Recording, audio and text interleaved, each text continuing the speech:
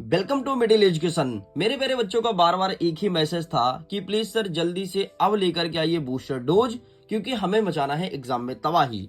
तो फाइनली अब आपके सामने प्रेजेंट करने जा रहा हूँ बूस्टर डोज वर्ष 2026, जो कि कक्षा 9वीं के विज्ञान विषय के लिए होना है। देखो, अगर आज का पेपर है आपका विज्ञान का, तो ये बूस्टर डोज आपके एग्जाम में बहुत ज्यादा मदद करेगा, एग्जाम को फोड़ने में बहुत ज्यादा हेल्प करेगा एंड सीधे तौर पर यहां से हूबहू क्वेश्चन देखने को मिलेगा। तो चलिए बिना टाइम वेस्ट किए हम करते हैं वीडियो को शुरू और देखते हैं बूस्टर डोज में कौन कौन से क्वेश्चन रखे गए हैं एंड क्या होगा इसका सही तरीका। एंड देखो, यहाँ पर स्पष्ट रूप से लिखा है बूस्टर डोज एंड क्लास 9 के साइंस सब्जेक्ट के लिए इंपॉर्टेंट होना है। चाहे आपके एग्जाम में सेट नंबर ए पेपर आए, सेट नंबर बी, सी, डी, ई और या फिर एफ, सभी सेटों के लिए बूस्टर डोज तबाही मचाने वाला है। देखो, पहला नंबर कह रहा है कि केल्विन को सेल्सियस में परिवर्तित करो। कुछ कुछ सेटों में क्वेश्चन आ रहा है 100% आ रहा है, वो दे देगा कि केल्विन में, ठीक है। जैसे दिया है यहाँ पर, देखो यहाँ पर क्या दिया है कि तुम्हें डिग्री सेल्सियस में दिया है और इसको केल्विन में कन्वर्ट करना है। तो कुछ मत करना, सब में 273 जोड़ देना, तुम्हारा केल्विन में आंसर आ जाएगा, ठीक है। तो कुछ भी हो, सब में 273 जोड़ो, ठीक। तो इनको देख लो ध्यान से, सब में 273 जोड़ो, केल्विन में कन्वर्ट हो जाएगा। नेक्स्ट कह रहा है कि यहाँ पर सेल्सियस से सेल्सियस को केल्विन में बदलना है। अब देखो, यहाँ पर केल्विन में दिया है, थोड़ी यहाँ पर ये प्रिंट मिस्टेक हो गया, यहाँ पर दरअसल में होना चाहिए केल्विन और यहाँ पर सेल्सियस। कोई बात नहीं, एक आएगा केल्विन से सेल्सियस में कन्वर्ट करो, तो यहाँ पर कुछ नहीं करना है, 273 से घटा देना है बस, ठीक है। इसमें भी 273 से घटाओगे तो डिग्री सेल्सियस में आंसर आ जाएगा, इसको घटाओगे तो डिग्री सेल्सियस आ जाएगा, मतलब खेल है 273, खेल को चेंज करेगा।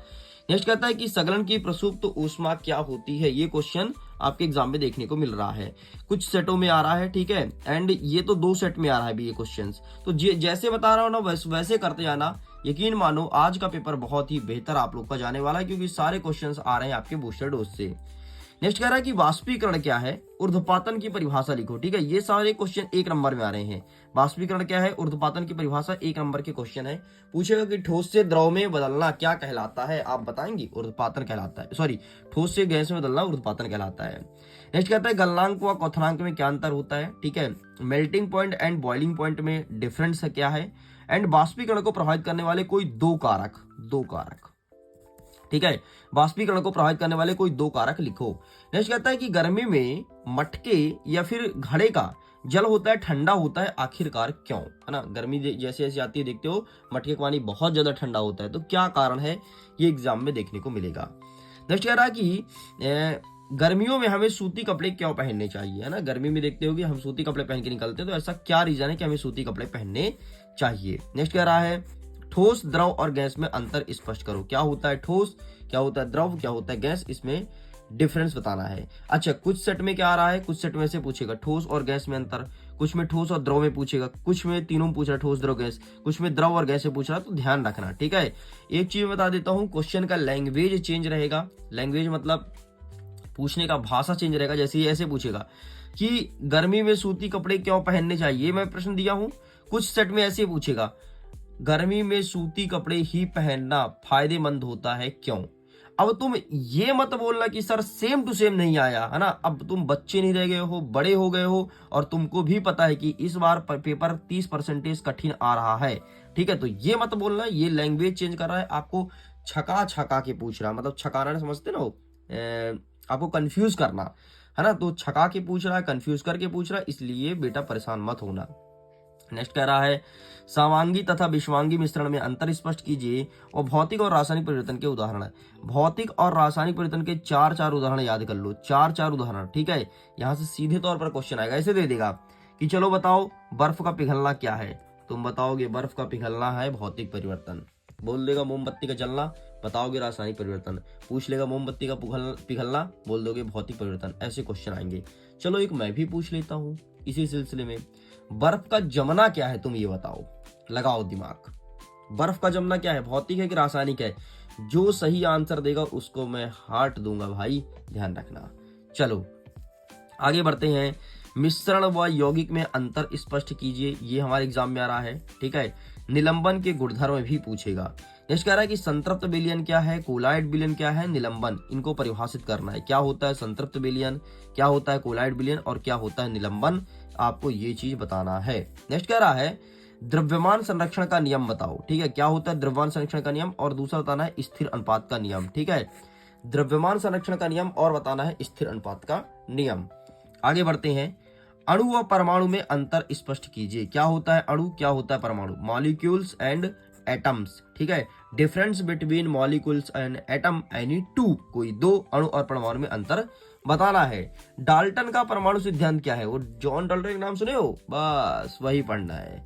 थॉमसन का परमाणु मॉडल क्या होता है? और कैथोड किरणों के दो गुण, ये एक सेट में पेपर में क्वेश्चन आ रहा है, एक सेट में, केवल एक सेट में। ठीक है, तो ज्यादा हाईलाइट मत करो, छोड़ सकते हो। बाकी अगर आपके ही सेट में आ गया तो भाई आपकी किस्मत खराब, लेकिन एक सेट में केवल आ रहा है। अब तुम ये पूछोगे सर भाई यही बता दो कौन सेट में, ये नहीं बता पाएंगे, प्लीज सॉरी। नेक्स्ट कह रहा है कि हाइड्रोजन व क्लोरीन के समस्थानिक का नाम बताओ। हाइड्रोजन के 3 समस्थानिक होते हैं, प्रोटेरियम, ड्यूटेरियम, टेरियम, और क्लोरीन के भी ऐसे 2 समस्थानिक होते हैं। आप बताइए क्या होते हैं। बोरवरी स्कीम क्या है? रदरफोर्ड का परमाणु मॉडल, सारे सेट में आ रहा है भाई, सारे सेट में। ठीक है, रदरफोर्ड का परमाणु मॉडल क्या है ना, सारे सेट में आ रहा है, अच्छे से पढ़ लेना। संयोजकता किसे कहते हैं? जिसे वैलेंसी कहते हो। और समस्थानिक और संभारिक में अंतर सारे सेट का क्वेश्चन है। संयोजकता एक सेट में आ रहा है, ये सारे सेट में आ रहा है दोनों क्वेश्चन। ठीक है, कोशिका की खोज किसने की है? 1 नंबर का प्रश्न बनेगा। मात्र 2 सेटों में वाला क्वेश्चन देखने को मिलेगा। कोशिका की खोज किसने की है? ठीक है, माइटोकॉन्ड्रिया के 2 कार्य सारे सेट के लिए बहुत ज्यादा इंपॉर्टेंट क्वेश्चन है, ये सभी सेट में आ रहा है। और पादप कोशिका, जंतु कोशिका का चित्र और अंतर भी देख लो ध्यान से, अंतर भी है, नहीं बाद में बोल दो कि सर अंतर तो आपने बताया नहीं था, अंतर आ गया, अंतर आएगा और चित्र आएगा, बस यहां से इतना ही पूछेगा इस पार्ट से, पादप और जंतु और चित्र या फिर अंतर, बस और कुछ नहीं पूछेगा। हैया नहीं है कुछ पूछने वाला क्वेश्चन।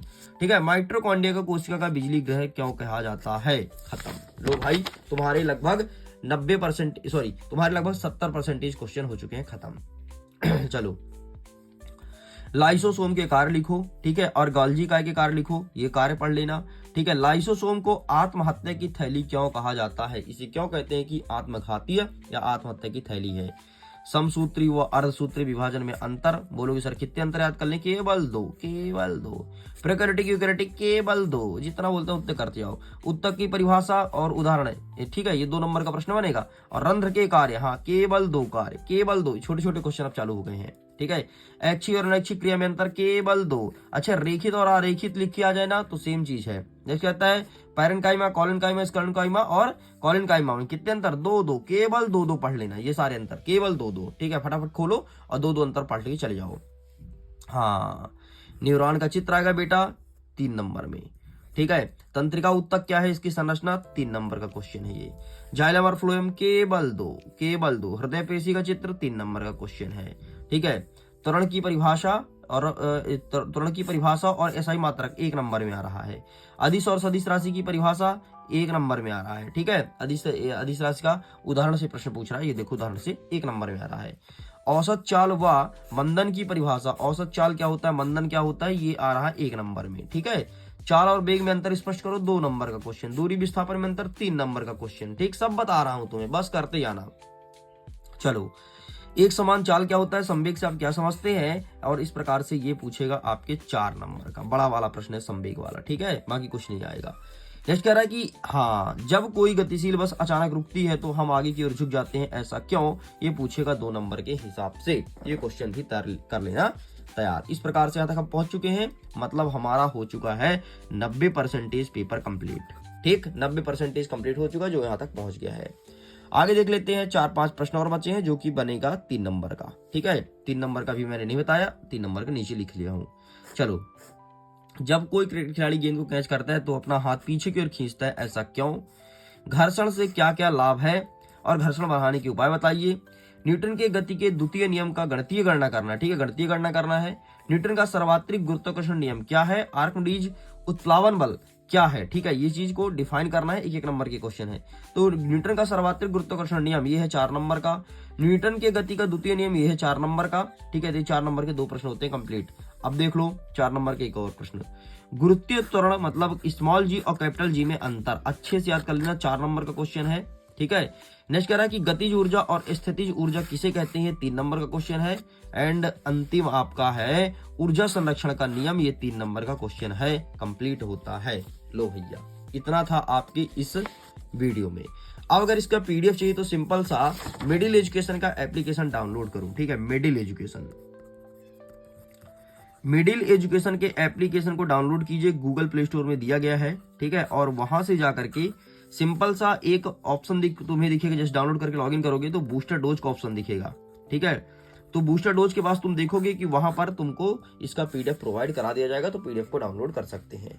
पूरा का पूरा कंप्लीट हो गया है, एक बार आप देख लो, चाहो तो फोटो क्लिक कर लो, लेकिन सारे क्वेश्चन को अच्छे से तैयार कर लेना अगर एग्जाम को फोड़ना होगा तो। मैं वीडियो करता हूँ। Thanks for watching. 100% क्वेश्चन यहीं से आ रहा है। Bye bye.